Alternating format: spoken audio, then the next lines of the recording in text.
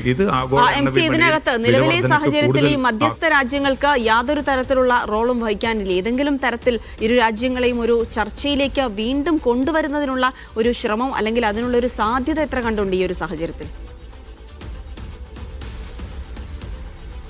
ഇത് ഓർമസിൽ ആർക്കാണ് പിന്നെ നിയന്ത്രണം അല്ലെങ്കിൽ ആരുടെ സ്വാധീനമാണ് ഓർമസിൽ പിന്നെ മേൽക്കോയ്മ ലഭിക്കേണ്ടത് എന്നത് സംബന്ധിച്ച് ഇറാനും അമേരിക്കയും ഒരേ തലത്തിലാണ് ഇപ്പോൾ മുന്നോട്ട് പോയിക്കൊണ്ടിരിക്കുന്നത്. സൈനികമായിട്ടുള്ള നടപടികളിലൂടെ ഇത് പൂർണ്ണമായിട്ടും തങ്ങളുടെ കൈപ്പിടിയിൽ ഒതുക്കാൻ പറ്റുമെന്ന ഒരു വിലയിരുത്തലിന്റെ അടിസ്ഥാനത്തിലാണ് പെന്റഗൺ അല്ലെങ്കിൽ അമേരിക്കൻ നേതൃത്വം കാര്യങ്ങൾ നീക്കുന്നത്. പക്ഷെ അമേരിക്കക്കുള്ളിൽ പോലും ഇത് സംബന്ധിച്ച വളരെ വ്യത്യസ്തമായിട്ടുള്ള അഭിപ്രായങ്ങളുണ്ട്. അല്പം മുമ്പ് ഒരു മാധ്യമത്തിന് നൽകിയിട്ടുള്ള സുദീർഘമായിട്ടുള്ള അഭിമുഖത്തിൽ American vice president JD Vance ആ വിയോജിപ്പ് രേഖപ്പെടുത്തുന്നുണ്ട്.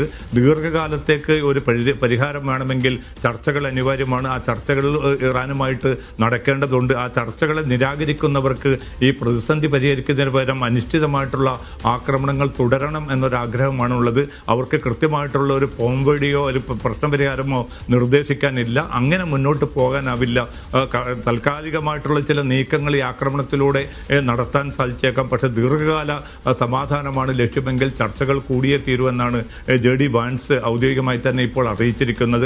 അപ്പോൾ അമേരിക്കക്കുള്ളിൽ പോലും വ്യത്യസ്തമായിട്ടുള്ള അഭിപ്രായമുണ്ട്. പിന്നെ അതുമാത്രമല്ല, ഒരു കരയുദ്ധത്തിലേക്ക് നീങ്ങാതെ ഒരിക്കൽ പോലും ഈ ഓർമസിന്റെ നിയന്ത്രണം കൈയടക്കുക അമേരിക്കയ്ക്ക് എളുപ്പമല്ല എന്ന തിരിച്ചറിവും അമേരിക്കൻ നേതൃത്വത്തിനുണ്ട്, പെന്റഗൺ നേതൃത്വത്തിനുണ്ട്. പക്ഷേ ട്രംപിനെ സംബന്ധിച്ചിടത്തോളം തൽക്കാലം തങ്ങളുടെ ഒരു മേധാവിത്വം അരക്കിട്ടുറപ്പിക്കാൻ ഇതല്ലാതെ മറ്റൊരു മാർഗമില്ല എന്ന ഒരു നിസ്സഹായാവസ്ഥയാണ് സത്യത്തിൽ പ്രകടമായിക്കൊണ്ടിരിക്കുന്നത്. ഇറാനാകട്ടെ തങ്ങളുടെ കൈപ്പിടിയിലുള്ള ഏറ്റവും പ്രധാനപ്പെട്ട ഒരു ഉപാധി എന്ന നിലയ്ക്ക്, ഒരു കേന്ദ്രം, ഒരു അവസരം എന്ന നിലയ്ക്ക് ഓർമസിൽ പിടിമുറുക്കി തന്നെ, കാരണം അത് അന്താരാഷ്ട്ര വിപണിയെ വലിയ തോതിൽ ബാധിക്കുമെന്നും അന്താരാഷ്ട്ര സാമ്പത്തിക രംഗത്തെ പൂർണ്ണമായിട്ടും ഇവിടേക്ക് കേന്ദ്രീകരിക്കാൻ പറ്റുമെന്ന തിരിച്ചറിവിന്റെ അടിസ്ഥാനത്തിലാണ് ഓർമസ് എന്നൊരൊറ്റ ഏകകത്തിൽ ഊന്നിക്കൊണ്ട് മുന്നോട്ട് പോകാനുള്ള നീക്കം ഇറാൻ നേതൃത്വം തുടരുന്നത്.